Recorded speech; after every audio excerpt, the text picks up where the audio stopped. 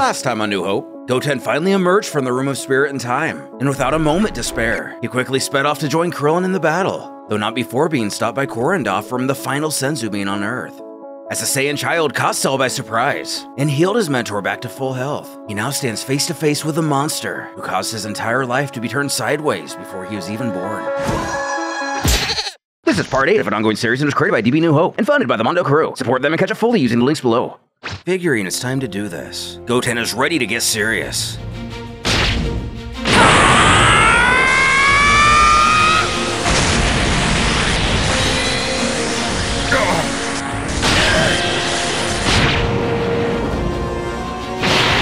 At last getting to let loose in his Super Saiyan form, a state that Krillin would only very seldomly let him train in. Not only does this reveal unprecedented power ever before seen in the boy, it also changes his hair and frames his face to radiate a very particular look. Cell realizes the impossibility of the situation. This kid, he looks exactly like him! Krillin can't believe he's been able to take himself this far. Even if he had 2 years in the time chamber, he was all alone and he's only a child. He might be Goku's kid, but this is crazy. He's on par with...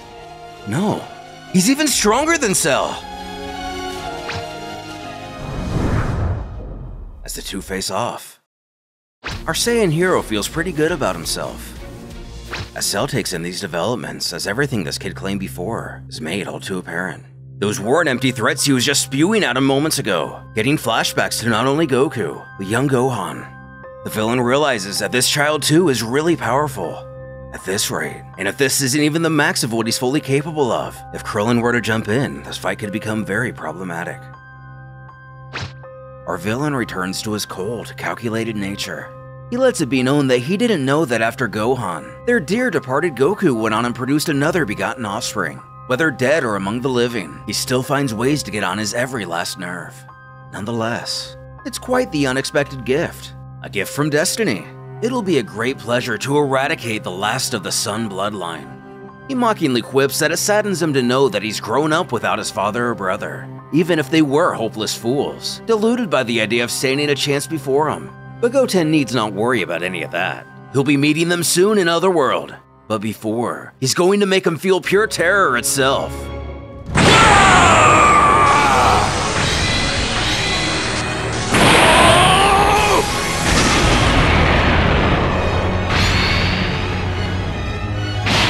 Proving to still be hiding a significant chunk of his true power. According to the notes of this chapter, Cell has increased his strength around another 50% when compared to when he was fighting Krillin. Could Goten really be enough to actually stand up against someone like this? A preview to our answer isn't long to reveal itself. The boy himself appears completely shook at this recent surge, mirroring the idea that he jumped into a battle this serious far before he is mature enough to do so. The biological android cackles out as confidently as he ever has before. While it was cute that the two of them thought they actually stood a chance against perfection personified, it was all a pipe dream. Or actually, a fever dream is more like it, and judging by the look on the child's face, he feels the same. Cursing himself, Krillin had a feeling this entire time that he wasn't going all out, but he wasn't expecting such an intense increase. It looks like his own fight against the Fiend may have been more of a lost cause than he even realized. This is really bad. If anything, they're going to have to team up after all, and even get a little creative if they want to have a shot here. As Goten tries to continue to process everything that's going on, he doesn't appear certain about his strength at all anymore.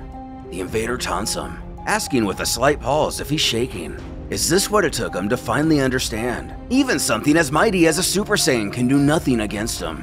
He told this banal runt before, he is the perfect being. He has complete domination of the universe. Though he should be proud.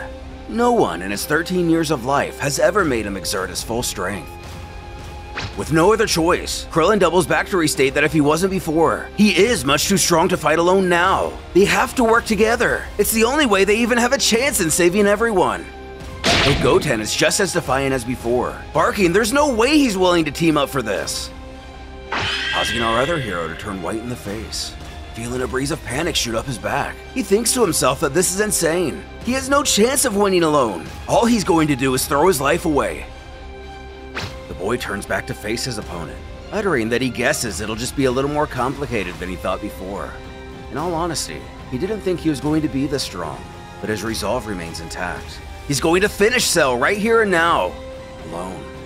He recommends that his mentor back off a little ways. This is going to get rough. Who, albeit a little sheepishly, does so without further complaint. Cell chortles at what he calls the recklessness of youth, flinging himself headfirst into a battle he's completely blind to the realities of. Or maybe the child is just losing his mind. Just like his big brother could be seen deliriously talking to himself right before being obliterated from reality. When of course we know he is speaking to Goku, who is in Otherworld. But at last, Goten snaps and hisses for Cell to shut his mouth. The time has come for him to pay for all the horrible things he's done, all of the innocent people he's murdered, and all the lives he's ruined. This creature's entire existence has been about causing nothing short of suffering and destruction all throughout the universe. And here, nearly every single person on this planet still carries the memory of him tormenting them like it were a game. A memory the young Saiyan himself doesn't